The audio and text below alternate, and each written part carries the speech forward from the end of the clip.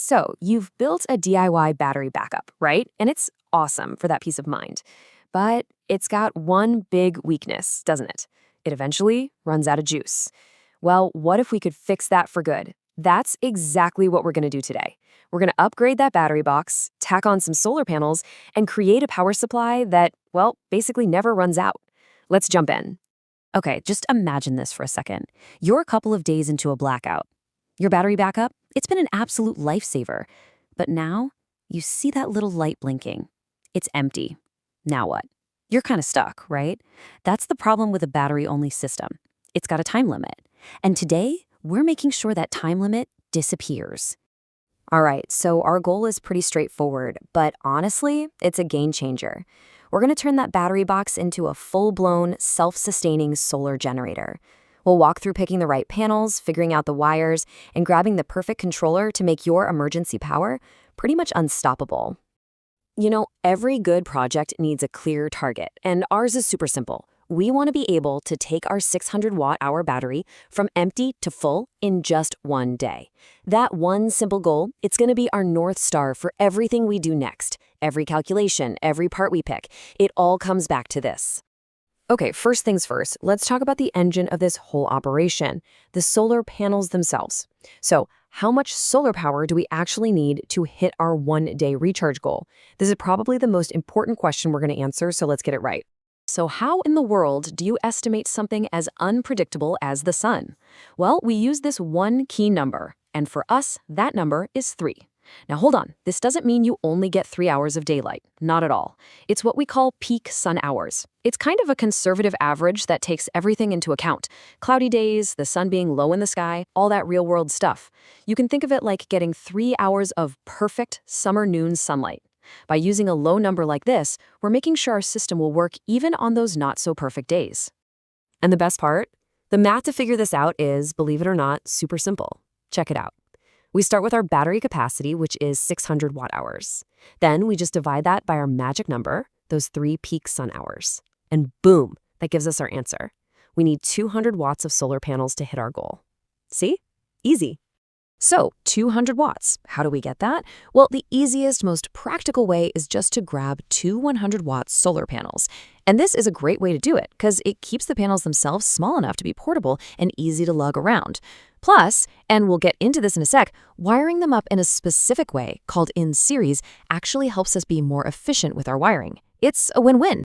All right, panels are sorted. Now for the next piece of the puzzle. How do we actually connect these things to our battery box?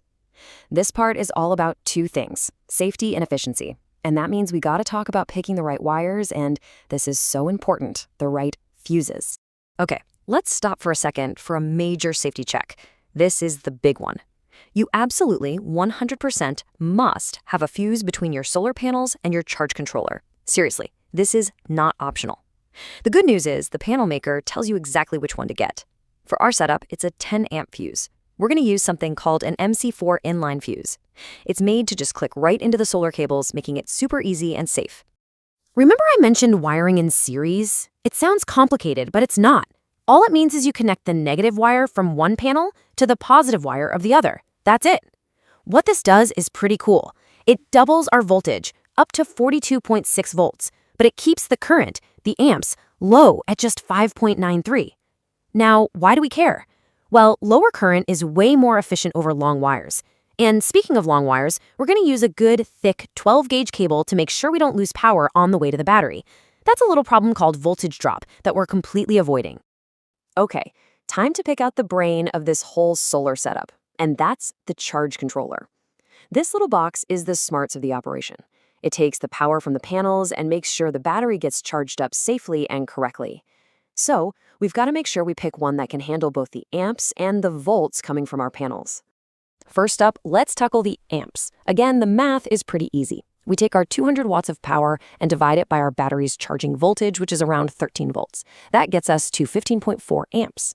But, and this is key, you always want a safety buffer.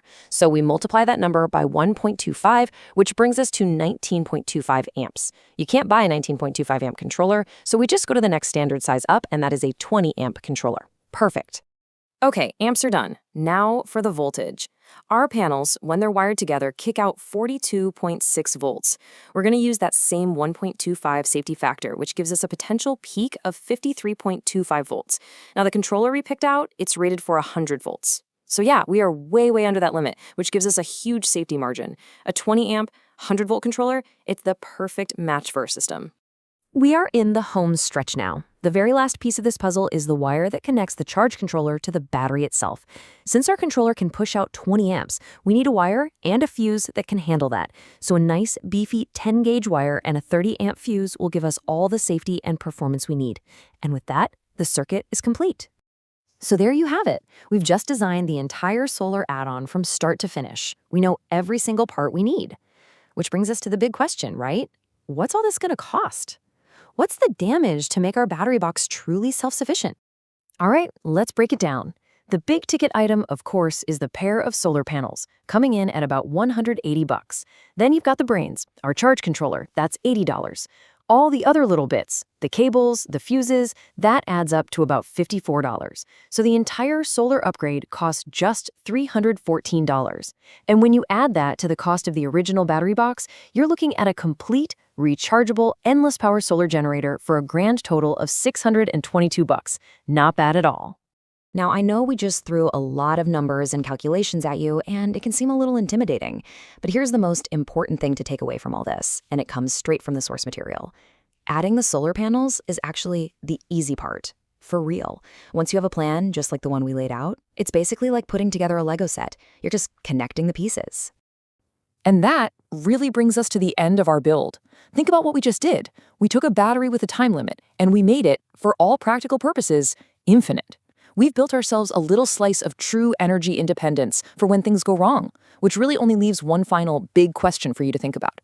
Now that you have endless power, what are you going to protect with it?